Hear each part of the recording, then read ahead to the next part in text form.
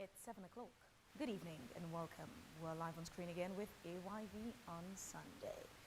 The right to education is not just a privilege, but a universal right. It is also among the Global Sustainable Development Goals, which Sierra Leone as a country has signed up to accomplish. President Meheux won the 2018 elections under the ticket of free quality education as flagship program. And not only his manifesto, but it was his first-term priority. The aforesaid is also part of his Big Five game-changer plans for his second term. Now, the Meheux-led government apportions over 20% of the national budget to education, demonstrating President Meheu's willpower to see this promise come to pass at a time when many questioned the viability of such an ambitious desire. A September 2024 report on the evaluation of the free quality school education by Statistics Sierra Leone shows fluctuating figures in enrollment. For example, Kenema started with 4.5% in the 2018-2019 academic year and increased to 13.7% in 2019-2020 academic year, but reduced to 9.6 in 2021-2022 and increased again to 17.7 in 2022 to 2023. Kono went from 7.3% in the 2018-2019 academic year to 10.9 in the 2019-2020 academic year, only to drop way down to 4.3 in the 2022-2023 academic year. Port Loko took off with 11.7% in 2018, but maintained a consistent downward trend of 7.7, 4.8, 4.8 again, and rose up to 5.9 in 2022-2023.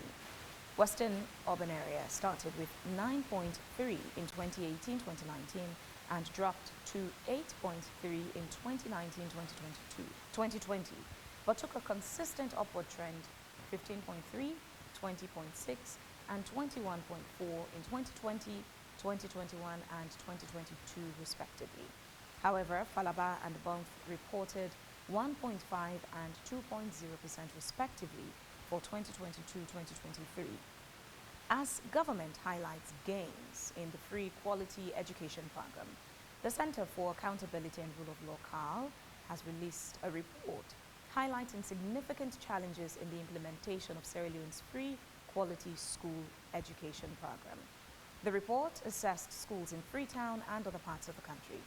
It found that only 36.6% of schools received fee subsidies, 16% received stationery, and just 5% benefited from the school feeding program.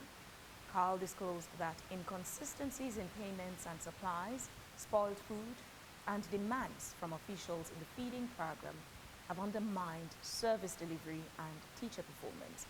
It also pointed to inflated enrollment numbers by some school heads and a lack of transparency in resource management. So tonight, we ask the following tough questions. What is the real status of the free quality education? How free is the free in the free quality education, which the government is so proud of? Where is the quality in education? Has quantity taken prominence over quality? Tonight, we will deep dive into some of these pointers in the conversation. This is AYV on Sunday.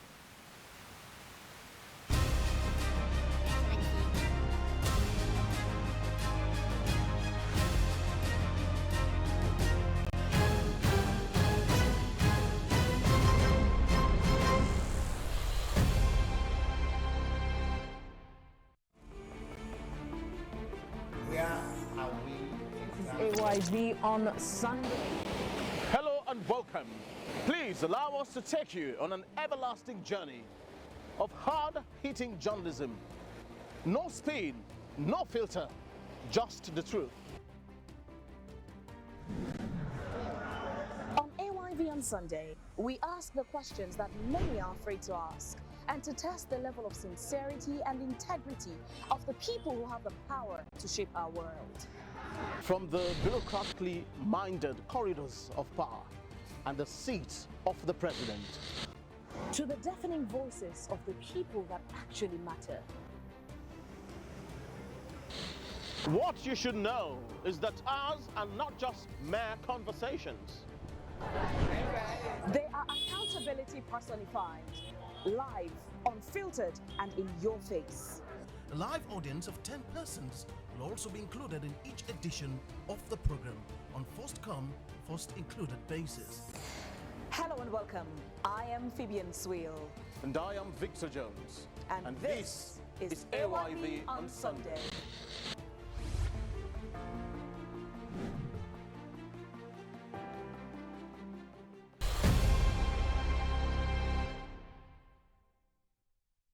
President Meheux's commitment to education is reflected in the country's national budget, with the sector consistently receiving over 20% of the total budget since 2021. But budget execution remains a significant challenge, with actual spending often falling between allocated funds going way below projection, as seen in a drop to 13% in 2023 from a 2022 peak of 29.37% of government expenditure.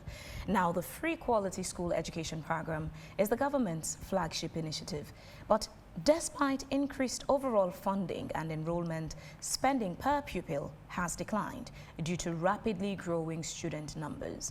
The president, in the recent state opening of Parliament, spoke about school subsidies, teacher training programs, and payment of fees for both candidates of Beke and WASC. And also, he spoke among other incredible footprints in the education sector.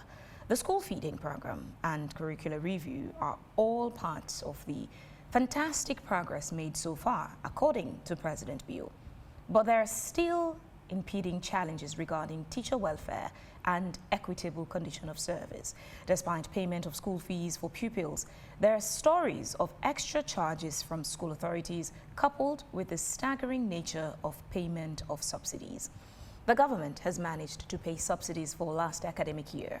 The Leone Teachers Union, in their recent presser, affirmed that some teachers are still not under payroll and some schools have been approved, but with no financial support.